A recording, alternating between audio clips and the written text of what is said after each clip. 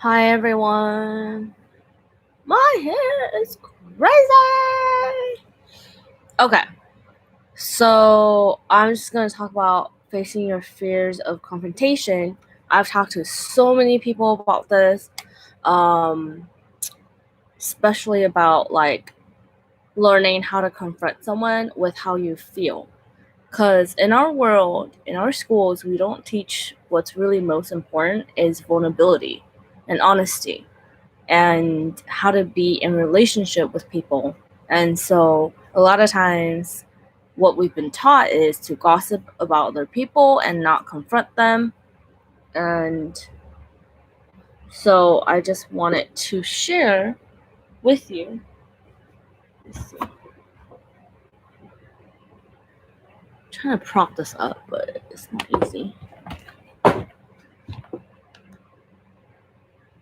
Okay, good. What we've been taught in school is like, oh, we've been taught to behave. Oh, you hit someone, behave, you're doing wrong. So that's what we're taught in school, like right or wrong, versus why did you do that? Did you do that because you were upset at them? Did you do that because they hurt you? They stabbed you with a pencil? Um, and so we're not really asking the questions that need to be asked in our relationships either. So a lot of times that's why we compromise and we just let go of things, thinking that that's being positive, that's being forgiving. But that's actually not being forgiving because you're not confronting what actually happened. So you're not able to process how it is that you feel. And you're basically saying that my feelings don't matter. I think that's why a lot of girls put themselves in compromising situations, because they think like, oh, okay, just be nice, just be positive, just be forgiving.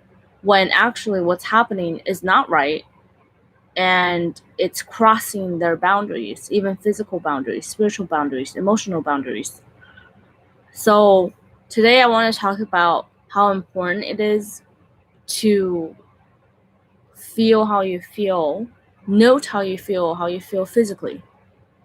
Even yesterday, I met someone at a donut shop and they were like, hey, like, let's hang out. And at first I was like, okay, this is, like a lost sheep and this is someone that I could hang out with. But I started to feel a physical pressure on my neck and shoulders. And I was like, okay, something's not right. Okay, I don't want to be here. And so it's addressing like, oh, I don't want to be here because why? I'm not interested in this person. It's very clear that they're interested in me. So let me tell him the truth right now, right here. So I told him, hey, I don't really want to hang out with you anymore, or I don't want to hang out anymore. I want to go home. And then I said, oh, I have to be honest with you. He's like, do you ever see yourself dating me? I said, no, I don't see myself dating you. I'm looking for a Christian who is spirit-led.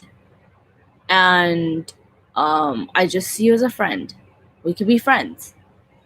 And he was like, well, I was hoping that there was a possibility. And I said, there's no possibility.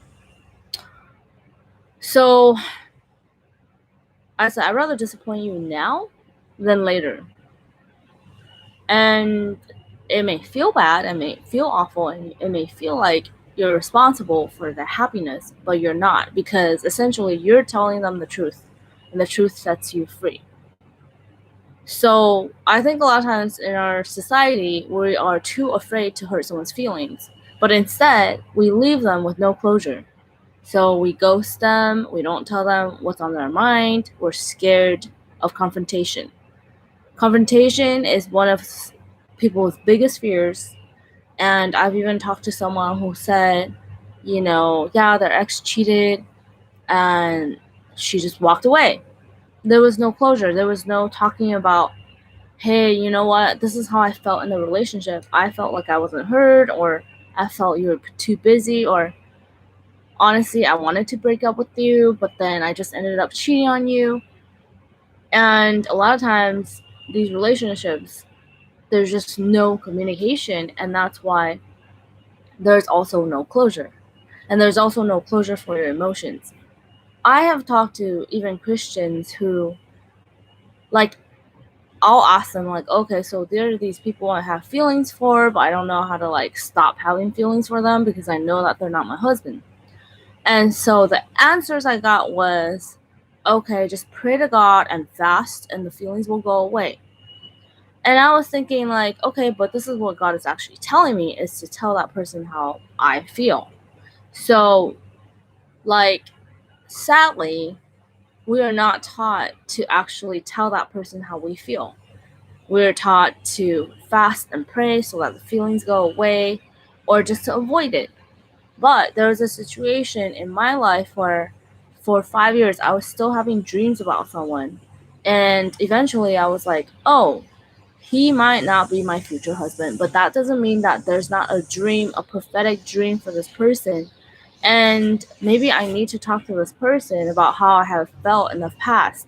And when we talked it out and we came to a conclusion of the truth, that, oh, in the past we were both interested in each other, and maybe today we're still interested in each other, but the fact of the matter is we don't have the same faith, we don't believe in the same things, we don't want the same things. So when you come to the conclusion of three things that we had differences about, it was like, oh, then it was easy to let go because we talked about it. So what I see a lot of times in our society right now is that people don't have real conversations to just be honest. We play games, we text, we play. We don't just honestly tell people, like, this is how I feel. Um, I like you. I think you're a cool person. Would you consider dating me? I would say yes or no, or vice versa, right? But what really, really frustrates me is even the way I was raised is like avoid confrontation, avoid conflict, just be at peace. Well, peace is not always avoiding conflict. Peace comes when you say what's on your mind and in your heart, and you release it, and you release those emotions, and you are able to share your heart with that person. So, to be honest, last night I was really nervous. Like, I kept waking up and I was like, okay, I'm gonna have to tell this person how much they hurt me and how much their words hurt me. And he may literally, like, not care. And he may, like, even be mean towards me. But, like, I have to express how I feel towards this person because it's still on my heart. And it hurt a lot, right? And so a part of me just wants to dismiss him as, like, you know what, maybe he's just a psychopath and he doesn't have a heart and he'll never realize how much he hurts people with his words. Or I can pray, like, God, open his heart. I don't know. So do what you're deathly afraid to do. Face your fears of confrontation, face your fears of rejection, tell the truth and see how people will take it, so that the shame and the guilt comes off of that situation, of you and what's happening. And I pray that God will speak the truth through you, that you will speak the truth, and that you will be able to release everything and everyone that is hindering you from your destiny, that you'll be able to express how you feel truthfully to the people that you're in relationship with, in friendship with. I've had to do that recently, and it's not easy. It's not easy to tell the truth. Sometimes the truth hurts, but essentially, we all need to do it because, again, if the truth sets you free, you're really preventing yourself from a lot of unnecessary drama, by just telling the truth and setting those boundaries. And yeah, that person might be hurt, and so that's part of maturity. That's part of coming out of emotional hiding, is to tell your truth and see that that person is going to accept you in your truth, in however that it is that you feel. Like maybe you need to set some boundaries in your life because some friend is acting a fool, and you're like, hey, it stresses me out when you act this way because blah blah blah blah. Or just being honest. It doesn't mean that they need to stop being themselves, but like maybe you can't really handle it because you have too much stress in your life. So like setting those boundaries is really important.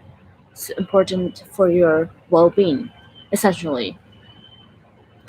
So, anyways, I had a dream that I was in a big house and there were like kids, and I was like, oh, it'd be a good day to draw. And I was moving a motorcycle and a car on the street. And a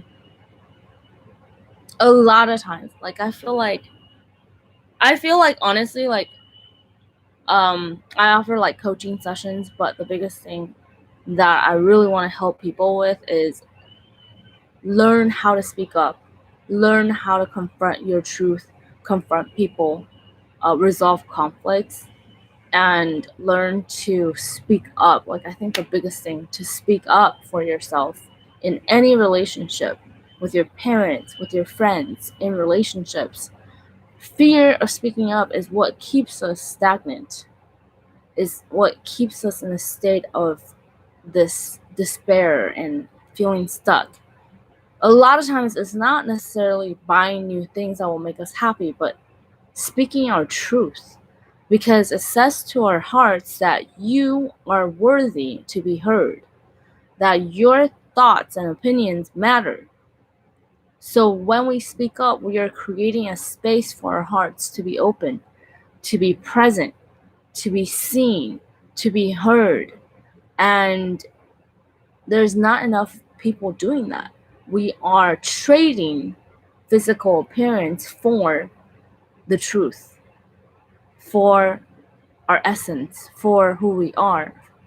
Um, and it's like, even in the dating world, it's like people are more concerned about looks than really getting to know someone, conversing with them, sharing ideas, sharing your emotions with someone. But we're so concerned, like, okay, we'd rather just quickly swipe than have a real conversation. And so you're not really getting to know that person. But of course, if their first words are, hey, are you a good Asian girl who wants a big white cock? Like, that's obvious what you want. You know what I mean? But yeah, so we've come to a very instant society where everything is instant, everything needs to be quick, but you are not getting in depth with that person about how it is that you feel. You're not getting in depth about how they resolve conflict. You're not getting in depth about their spirituality, how they handle hardship,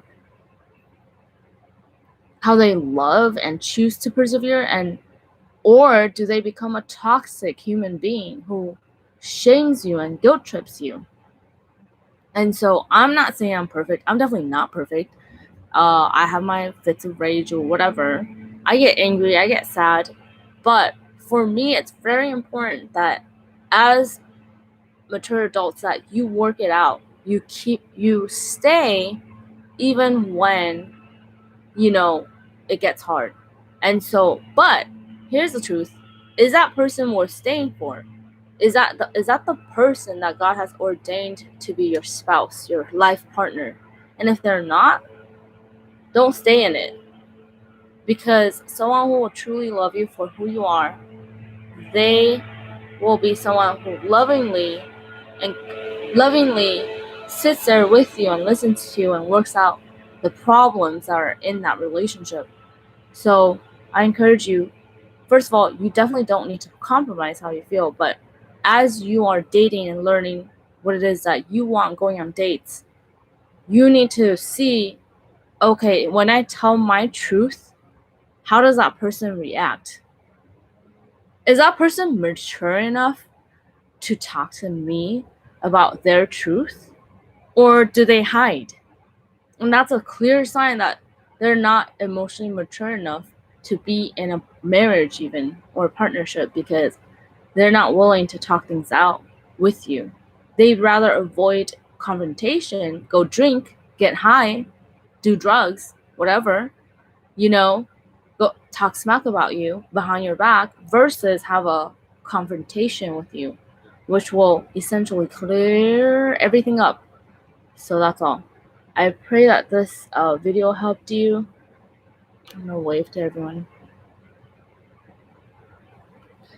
And make sure to subscribe to my blog. God bless you. Bye. Thanks for watching.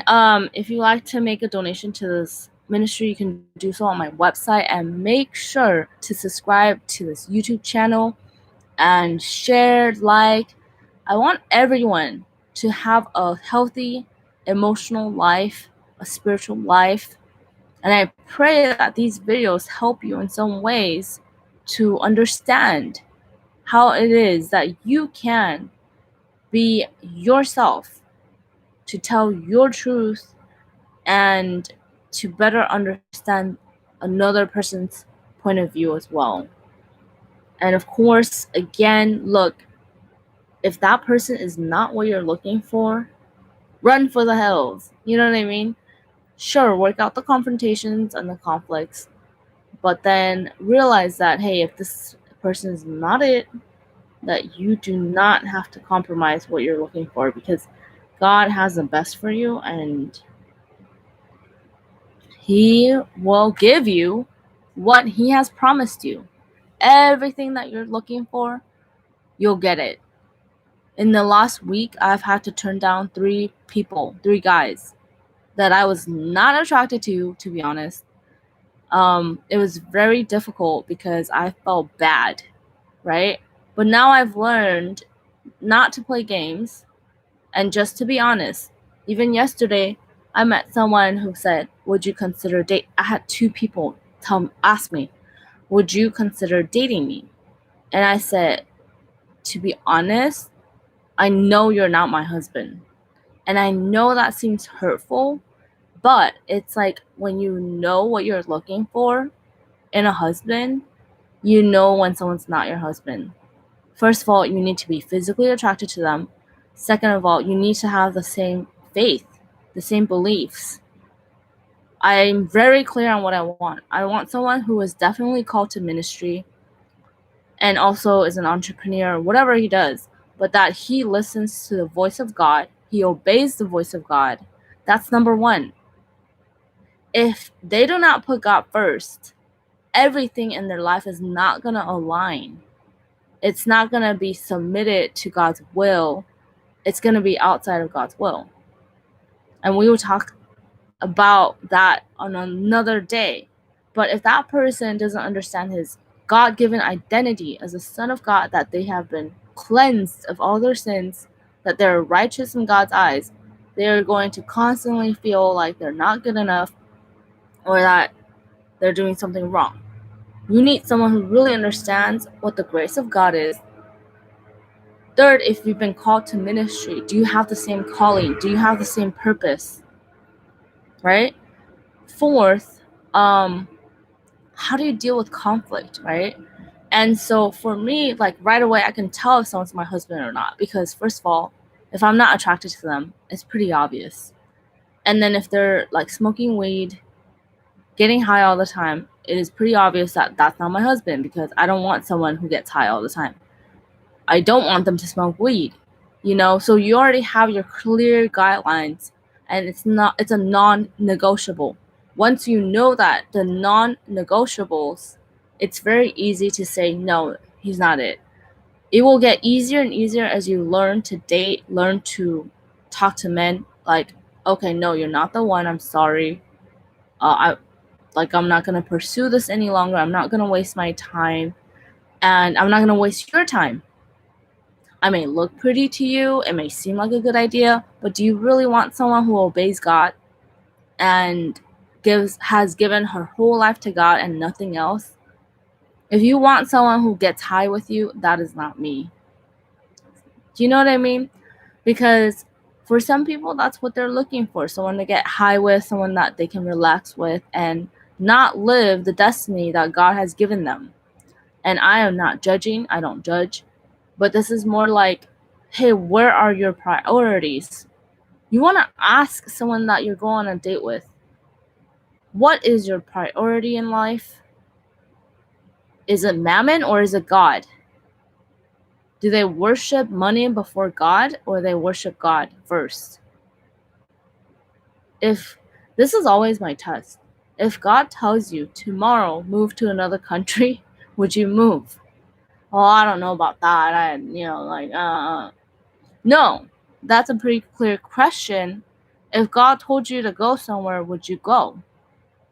That's my test. And it's like, yeah, it's a little bit hardcore, but I'm not talking about going to church every Sunday. I'm not talking about Sunday Christianity. I'm talking about a relationship with God. So in the past, because I was younger, I was like, oh, I don't care if you're not Christian. Like, I like you, whatever. It's just feelings. No, at this point, when you're like really looking for a life partner and you know that God has him out there for you, you want to quickly go through, like, you want to quickly like scout out, like, okay, well, he's not it. He doesn't have what I'm looking for. He's not my husband. It's not a matter of do you like me or not. Yes, I may like you. I may have feelings for you. I think you're incredible. I think you're awesome. But that doesn't mean that I'm going to marry you. That doesn't mean I'm going to commit myself to a relationship with you. Do you know what I mean? Like,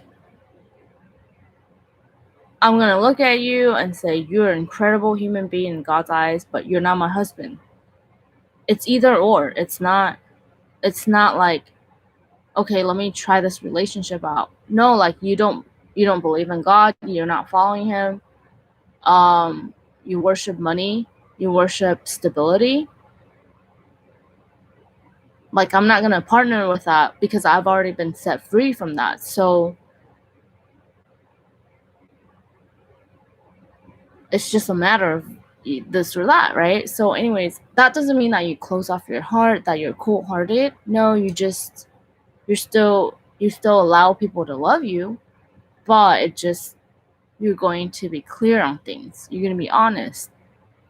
And so you're going to avoid that weird physical feeling of that pressure on your neck, that feeling of like, I'm responsible for this person's feelings, because you're not. So anyways, I pray today that the Lord will just bless you abundantly with his love in Jesus' name. Amen. Bye. Thanks for watching.